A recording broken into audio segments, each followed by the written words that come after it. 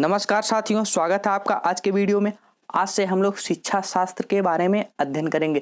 Fact से जो प्रश्न आते हैं 15 नंबर के, उसको हम लोग 10 से 12 वीडियो में पिछले कंप्लीट कर चुके हैं। अगर आप लोग वीडियो ना देखे हों तो प्लेलिस्ट में जाके वो वीडियो देख सकते हैं। आज से हम लोग शिक्षा शास्त्र के बारे में अध्ययन करेंगे, जिससे हमारा 15 नंबर आता है। तो टॉपिक में आज हम लिए हैं एनसीएफ, उसी के बारे में अध्ययन करेंगे। आशा करता हूँ आपका परिवार अच्छा होगा, आप अच्छे होंगे। तो चलिए बिना देर किए हुए अपने टॉपिक की ओर बढ़ते हैं। तो जो पहला हेडिंग है वो है एनसीएफ 2005, उसी के बारे में हम लोग अध्ययन करेंगे। तो उसके जो मार्गदर्शी सिद्धांत है जो बहुत ही इम्पॉर्टेंट है, उसके बारे में आइए देख लेते हैं। पहला मार्गदर्शी जो सिद्धांत है उसको देखिए, ज्ञान को स्कूल के बाहरी जीवन से जोड़ा जाए। यानी कि ज्ञान को स्कूल के बाहरी जीवन से जोड़ा जाए। इसका अर्थ हुआ कि अगर क्लास में आप किसी बच्चे को त्यौहार के बारे में पढ़ा रहे हैं, त्यौहार नामक पाठ को पढ़ा रहे हैं, तो आपको क्या करना चाहिए कि समाज में जितने भी त्यौहार आते जाते रहते हैं उनके बारे में पढ़ाना चाहिए। यानी कि किताबी ज्ञान को बाहरी ज्ञान से जोड़कर पढ़ाना चाहिए। अगला जो सिद्धांत है उसको देखिए। अगला सिद्धांत है पढ़ाई को रटन प्रणाली से मुक्त किया जाए। यानी कि रटने पर बल न दिया जाए, अर्थात कि बच्चों को यह सिखाया जाए कि वह लोग समझकर अपना सिलेबस, पाठ्यक्रम, अपना पाठ तैयार करें, वह रटने पर बल न दें। ओके, आगे बढ़ते हैं हम लोग। अगला जो सिद्धांत है उसको देखिए, पाठचर्या पुस्तक केंद्रित न रह जाए। अर्थात इसका अर्थ है कि जो पुस्तक में ज्ञान दिया गया है वहीं तक न सीमित रहा जाए। शिक्षक अपने अनुभवों का प्रयोग करके और भी ज्ञान बालकों को दे, यही इसमें कहा गया है। यानी कि केवल किताबी ज्ञान न बताया जाए और जो शिक्षक हैं अपने आप से अपने अनुभव का प्रयोग करके बालकों को अच्छी तरह से बताएं। आगे देखते हैं अगला ज्ञान क्या है, सिद्धांत जो है उसको देखते हैं। राष्ट्रीय मूल्यों के प्रति आस्थावान विद्यार्थी तैयार करना। यहाँ पर इसका अर्थ हुआ कि शिक्षक को ऐसा करना चाहिए कि जिससे मतलब आने वाले समय में राष्ट्र के प्रति अपना जीवन समर्पित करने वाले छात्र तैयार हों। इसके लिए क्या करना चाहिए, उन लोगों को जो स्वतंत्रता सेनानी हैं उनके बारे में बताना चाहिए, जो वैज्ञानिक हैं बड़े बड़े उनके बारे में बताना चाहिए, उनके बारे में जो कहानियाँ हैं उसको बच्चों को सुनाना चाहिए, ताकि उससे वो प्रेरित होकर अच्छे से पढ़ें और राष्ट्र के प्रति समर्पित रहें। आगे बढ़ते हैं हम लोग। आगे दिया गया है प्रमुख सुझाव, इसके बारे में देख लेते हैं। आइए, दिया गया है पहला जो है, भाषा का माध्यम मातृभाषा हो। क्या हो? मातृभाषा हो। यानी कि अगर आप शिक्षण कार्य कर रहे हैं तो वहाँ के मातृभाषा में आप लोग शिक्षण कार्य करें। उससे क्या होता है, वहाँ के जो स्थानीय बच्चे होते हैं उनको सीखने में आसानी होती है, सरलता महसूस करते हैं वह सीखने में। आप वहाँ के स्थानीय लैंग्वेज जैसे खड़ी बोली, अवधी आदि भाषाओं का प्रयोग करके पाठ को समझा सकते हैं। आगे बढ़ते हैं हम लोग। शिक्षण कार्य में देखिए, शिक्षण कार्य करते समय कुछ शिक्षण सूत्र का प्रयोग किया जाता है। वही 2 सूत्र यहाँ पर हम उदाहरण के रूप में लिए हैं। इसी सूत्र का पर्यावरण अध्ययन में प्रयोग होता है, तो इसको समझते हैं हम लोग। पहला है ज्ञात से अज्ञात की ओर। यानी बालक को पहले जो ज्ञात है उसके बारे में बताया जाए, फिर उसके बाद अज्ञात के बारे में बताया जाए। जैसे कि उदाहरण के तौर पर देखिए, अगर बालक को गिनती याद है 1 से लेकर 100 तक, या जहाँ तक भी याद है, 50 तक याद है, अगर छोटा है तो ना बहुत है, तो क्या करते हैं, उसको ज्ञात है कि हाँ 1 से 100 तक गिनती याद है हमको। अब अज्ञात क्या है उसको, कि वह जोड़ नहीं पाता है।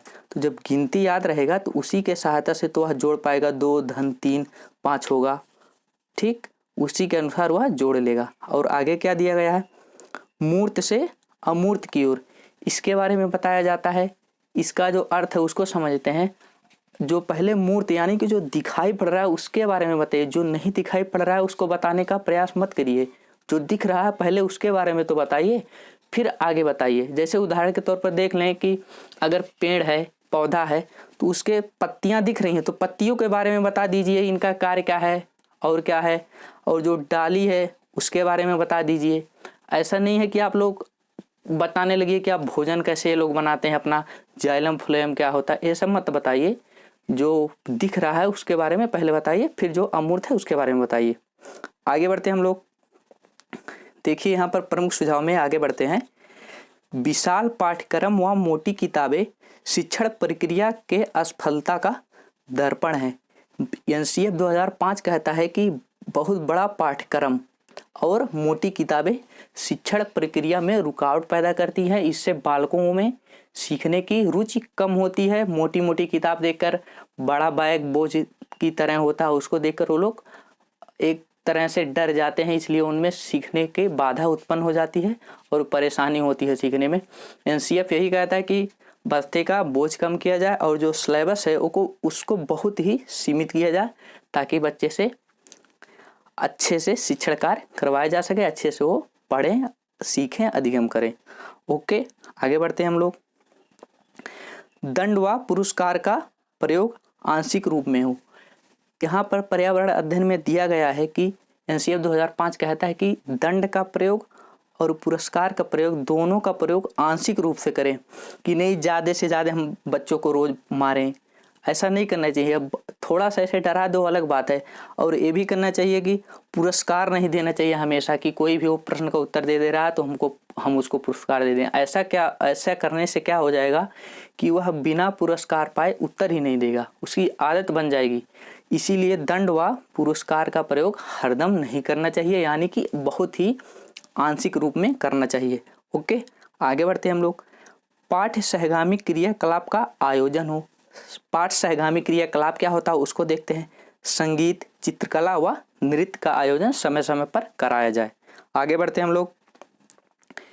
खेल आनंद व सामूहिकता की भावना के लिए है, न कि प्रतिस्पर्धा की भावना के लिए।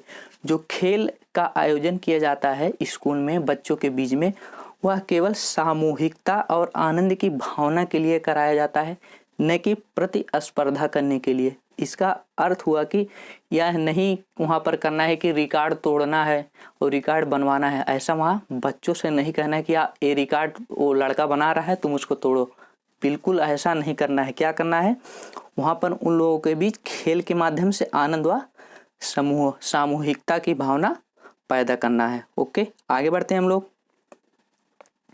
आगे देखिए क्या दिया गया उसको बारे में अध्ययन करते हैं। यहाँ पर दिया गया है कि एनसीएफ 2005 शिक्षक के बारे में क्या कहता है। यानी कि एनसीएफ 2005 शिक्षक को क्या मानता है, सुगमकर्ता के रूप में मानता है। ओके, आगे बढ़ते हैं। एनसीएफ 2005 छात्र के प्रति क्या कहता है। एनसीएफ 2005 का कहना है कि बच्चे का सर्वांगीण विकास हो, ऐसे योजना बनाया जाए कि बच्चे का सर्वांगीण विकास हो। ओके, उसका यही कहना है। आगे बढ़ते हैं हम लोग।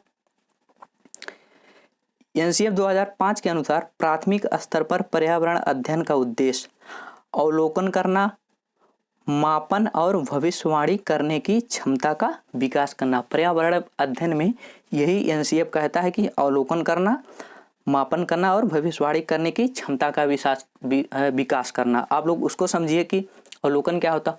अवलोकन यह होता है कि जैसे कि बच्चों को होमवर्क दे दिया जाए कि अपने आसपास के जो जानवर हैं उनके बारे में लिख कर ले आओ, तो वो क्या करेंगे, जाएंगे अपने घर पर, आसपास का अपने अवलोकन करेंगे, जो जानवर वहाँ पर रहेंगे उसी के बारे में वह लोग अवलोकन करके लिखेंगे। इसीलिए कहा जाता है कि एनसीएफ 2005 कहता है कि पर्यावरण अध्ययन का उद्देश्य अवलोकन का विकास करना है। उससे सीखने में आसानी होती है बच्चों को और रचनात्मक प्रवृत्ति का विकास होता है। आगे बढ़ते हैं हम लोग। आगे देखिए, पर्यावरण अध्ययन की पाठ्य पुस्तकों में अभ्यास एवं गतिविधियों को अध्याय के अंत में उपलब्ध कराना चाहिए। यानी कि जब पाठ खत्म होने वाला हो, अध्याय खत्म होने वाला हो, उसके बाद ही प्रश्न उत्तर का समायोजन किया जाना चाहिए उस किताब में। आगे बढ़ते हैं। पाठ्य पुस्तक में वर्ग पहेली को सम्मिलित करें। इससे क्या होता है, जिज्ञासा और खोज की प्रवृत्ति और रचनात्मक क्षमता का विकास होता है। वर्ग पहेली का समायोजन करने से जिज्ञासा, खोज की प्रवृत्ति, रचनात्मक क्षमता का विकास होता है। आप लोग देखे होंगे छोटे बच्चों की किताब में, वहाँ पर ऐसे वर्गाकार बना होता है, उसी में जो लेसन रहेगा उसी से रिलेटेड नाम दिया रहेगा और बच्चों से प्रश्न उस ऐसे दिया रहता है वहाँ पर कि इसमें से पक्षियों के नाम या जिसका भी नाम दिया रहेगा वो छाड़ने के लिए कहता है, वही वर्ग पहेली है। इससे क्या होता है, जिज्ञासा, खोज की प्रवृत्ति और रचनात्मक क्षमता का विकास होता है। ओके, आगे बढ़ते हैं हम लोग।